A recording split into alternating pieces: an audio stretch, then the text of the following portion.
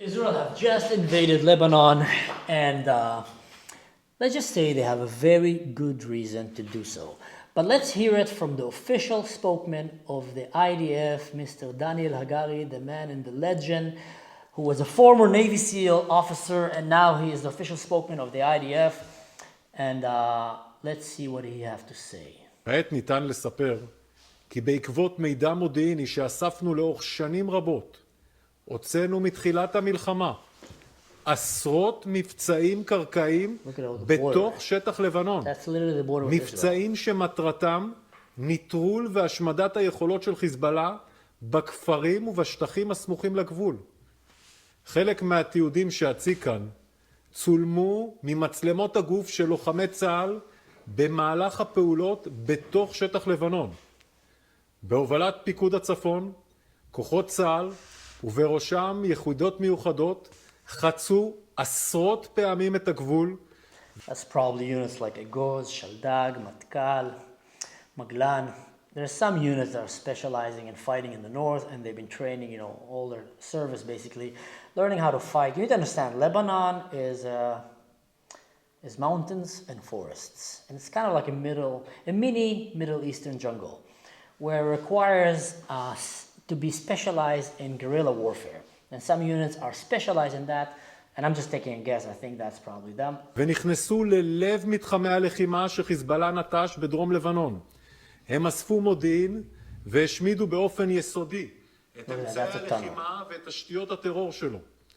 הלוחמים נכנסו לכפרים ולשטחים הסבוכים, פרצו את הפתחים התת-קרקעיים בעשרות רבות של יעדים לאורך כל הגבול. הם חשפו את מצבורי הנשק והמנהרות, אספו מודיעין רב ערך והשמידו את אמצעי הלחימה באופן יסודי. בהם גם אמצעים מתקדמים מתוצרת איראן. סך הכל, במהלך המבצעים האלו, לוחמי צה"ל חשפו, נטרלו והשמידו יותר מ-700 יעדים. More than 700 targets, more than 700 bases of operation and tunnels that were along the border with Israel, aimed with one purpose only: to help them invade Israel, just like Hamas did on October 7th, so they can go kidnap, kill, murder, burn alive, rape Israeli women, and just terrible things that we've seen happen on October 7. Hezbollah was planning on doing the same. It's the same evil, different face. Probably their mistake was that they did not do it the same time that Hamas did it. They were literally on the fence waiting, but they were a bit too scared because Hamas surprised everyone when they did that. And they probably regret now for not doing it. But see, that helps you understand, why is Israel invading Lebanon? Now, I understand some of you might be sitting back home, you wake up in the morning and you grab your pancake and you grab a cup of coffee, and you're not involved in the Middle East. You don't live here, you don't have family here, you're not invested in this whole story. And you can just look at the news and ask yourself, what's happening? Come on, Israel is again attacking, they're again having war, why are they invading Lebanon? And I understand that question if you're not from here. I'm going to try to help answer that question. So you need to understand, Israel did not start this war. This war started 11 months ago. 11 months, or even way longer, but 11 months ago, Hezbollah have started launching rockets day in, day out on Israel, targeting civilian population, killing innocent people. The whole north of Israel have been evacuated. Hezbollah have burned acres of forest in Israel, destroying homes for animals and humans. There's a lot of cities that became ghost cities. People have lost their businesses. People have bankrupt. I have personally friends who had to flee because they're living in towns in the border with Lebanon. This is Israeli territory. And they had to flee, and they haven't been able to go back. Their children are not been able to go back to schools, and etc. So Israel have a responsibility, like any other democracy, to defend its people and to prevent such attacks like October 7th from happening again, or from possibly even being able to happen again. Mind you, when America had 9/11, they went to war, not only looking for Osama bin Laden, but also destroying every capability that these jihadists, that Al-Qaeda had, to create another October 7, another 9/11 attack. When America was attacked by Japan, They went to war. Well, they were already at war, but after Pearl Harbor, they even went more and made sure that this cannot happen again, because this is your responsibility as a country. And Israel have been waiting for 11 months now, trying to de-escalate. America's been telling her, hey, calm down, try to de-escalate it. Europe.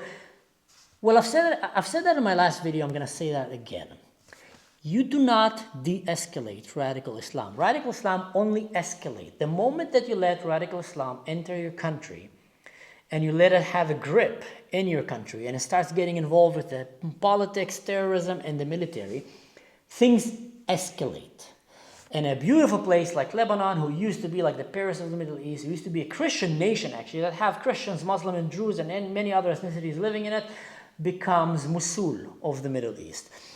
This is the same thing that happened with the Palestinians. People don't understand, but Palestine, the reason that it's so easy to radicalize Palestinians in compared to other countries like the people of Iran and the people of Lebanon, who've been oppressed for years and generations under radical Islam, but not all of them have been radicalized yet. There is still people there that choose life over death, that want peace over war.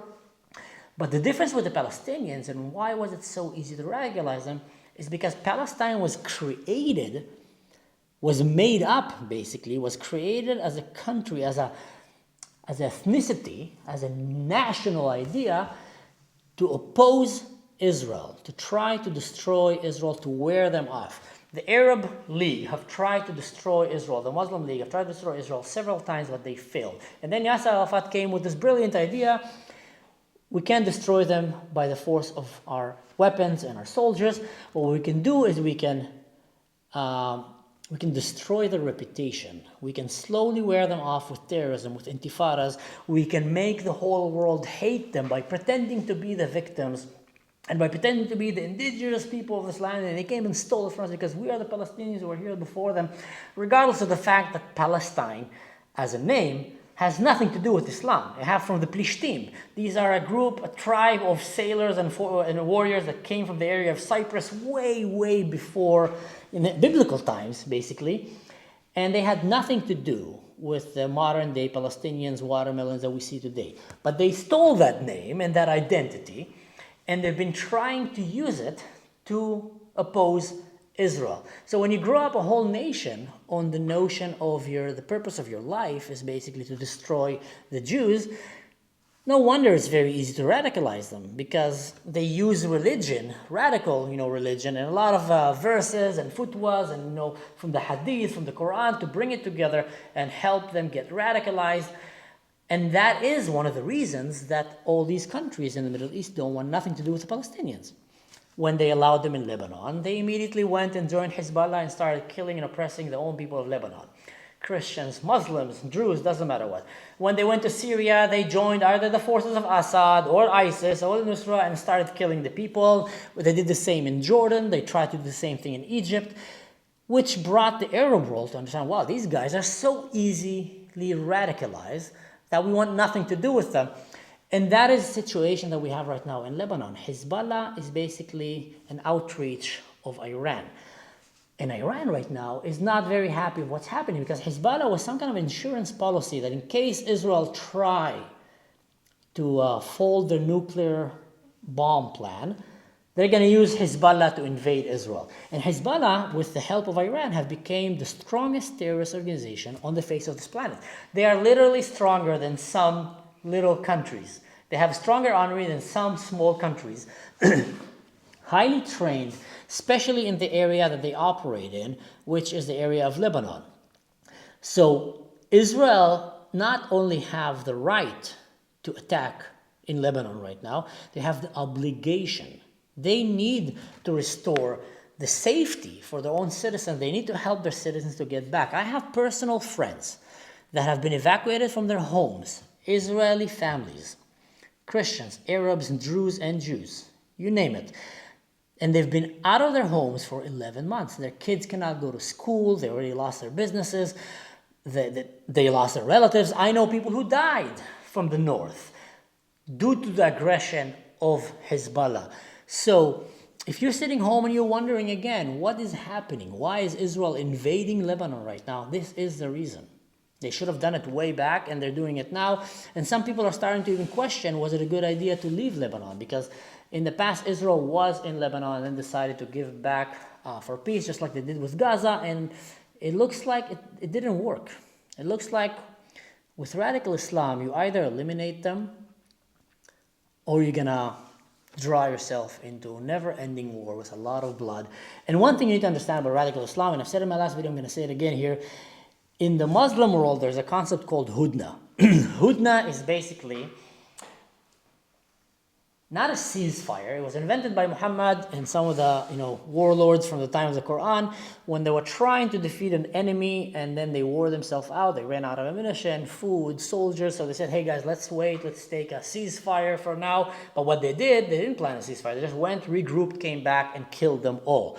So when radical Islam comes and tells you, I want ceasefire, he doesn't mean he wants ceasefire. He doesn't mean he wants peace. He doesn't want to stop the war. It just means that he can't destroy you right now. So he's asking if you to stop so he can go regroup, get more help, and come back and destroy you. So when you're talking about radical Islam, de-escalation is out of the question. You cannot de-escalate radical Islam. You need to destroy, to defeat, to humiliate radical Islam. And Israel definitely have the right and the moral obligation to do so. So I hope this was helpful. I hope I helped you understand the situation that is happening and why is Israel invading Lebanon. Israel have no plans in conquering Lebanon. Israel was in Lebanon before, did not build a single settlement there. They're literally trying to push Hezbollah away, to dismantle it and take away its capabilities, and probably even, cut the chain from Iran, who is trying to keep pushing supplies so they can revive Hezbollah. That's why you're seeing right now. Hezbollah was planning on doing this exact attack of October 7 when Israel decided to waste the pager cars that they had and to start eliminating from Nasrallah all the way the chain of command of Hezbollah to stop what they were planning on doing, which is a very evil thing. They were planning on starting a war with Israel. They started a war with Israel and they were planning on invading. They were planning on escalating that war. And in some ways, this invasion is de-escalating the situation. Sometimes you need to go down so you can go up, or go up so you can go down. It doesn't matter how you want to look at it. But if Israel is allowed to finish the job, you're going to have a more stable, a de-escalated Middle East. You're going to have a Middle East that have a better chance for peace and for prosperity for all sides if Israel is allowed to defeat its enemies, which are, by the way, the enemies of the West. They said that Israel in the last 10 days have eliminated more wanted list targets on the American wanted list targets. More enemies of America have been eliminated by Israel in the last 10 days and the last 20 years. So it looks like Israel is doing the dirty job for America, for Europe, for France, for all these guys, because any person that Israel almost eliminated from Lebanon was in some way wanted by Europe or America, because they were enemies of Europe and America as well. So don't listen to the mainstream media. That's my advice. It saddens me to say, we're coming to days now where podcasts, small podcasts like myself and other podcasts out there, have become a more trustworthy sources of analytics and media, because no one is paying us. Because no one is telling us what to say, and there's no big forces behind us forcing us or trying to make us brainwash you with really bizarre propaganda. I'm literally trying to tell you here, based on my experience as someone who served as an officer in the IDF, in the special forces, and someone who served with the border of Lebanon and dealt with Hezbollah not once, not twice, several times. So I think I know these things inside out. So again, I hope this video was helpful. If you did enjoy it, please feel free to go and click the like, subscribe, share, the whole shebang, leave a comment. If you want to find a direct way to help me keep making these videos for you, go check my Patreon where you can find a direct way to support my work. And until then, guys, stay safe and don't do anything stupid in general. Just don't do anything that I would do. See you next time. בשנה האחרונה, בשקט, כוחות צה"ל, כשיחידות מיוחדות בראשם, חצו עשרות פעמים את הגבול, חשפו מצבורי נשק ומנהרות, אספו מודיעין והשמידו באופן יסודי את אמצעי הלחימה של חיזבאללה. אחרי שנחשף לראשונה, הנה תיעוד מיוחד של חלק מהמבצעים של כוחות צה"ל בתוך שטח לבנון. נתחיל מכפר מיסל ג'בל, אותו תקפנו פעמים רבות מתחילת המלחמה. בעזרת מודיעין מדויק פשטו לוחמים על בית ספציפי. שם חשפו מחסן אמצעי לחימה, ופיר המוביל למנהרה באורך כ-150 מטרים, שאומנם אינה חוצה לשטח הארץ, אבל הייתה אמורה לשמש מחבלים כנקודה בדרך לפשיטה על ישראל. הכוחות מיפו את המנהרה בעזרת אמצעים מיוחדים, ולאחר מכן השמידו אותה ואת הבית. עוד דוגמה היא כפר קילה, שגם אותו תקפנו בשנה האחרונה. במבצע הזה מצלמות הגוף של הלוחמים מראות לנו את הדבר הבא: מחסן נשק ולידו חדר ילדים ובו מיטה שמתחתיה פתח למנהרה באורך 100 מטרים מלאה בחביות נשק. גם המחסן וגם המנהרה הושמדו. ואלה רק שני מבצעים מתוך עשרות שביצעו כוחות צה"ל בשנה האחרונה מעבר לגבול על מאות מטרות. הפעולות האלו מצטרפות לגלי התקיפות העוצמתיים, חיסולי הבכירים של חיזבאללה והמאמץ הבלתי פוסק למען החזרת תושבי הצפון לבתיהם בביטחון.